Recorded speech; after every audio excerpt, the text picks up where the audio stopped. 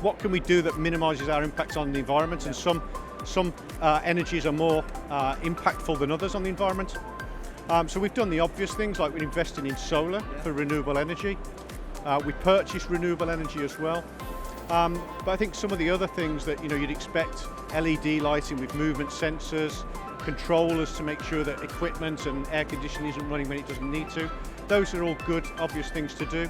And then more recently, I think a really good one and a good tip for a lot of manufacturers, if you're not doing this, is to invest in voltage optimization, where it pares down your incoming voltage to actually what's really needed by the machines, and you get around about 8 or 10% reduction in energy use. So a really good, easy thing to do, and a really good payback. But I think there's more still that we can do just to make sure we're getting the basics right.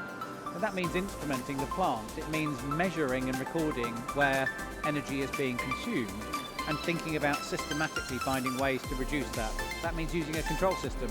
So digitalisation today, it's evident in complex manufacturing environments, predicates decarbonisation. You need one to enable the other, but actually to understand where to invest, you need good old-fashioned, walk the shop floor with experts who can identify where you start to invest.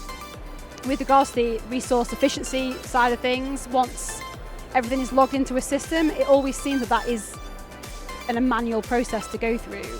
And I think that it's actually a really important process to go through, mapping out manually, because it increases understanding.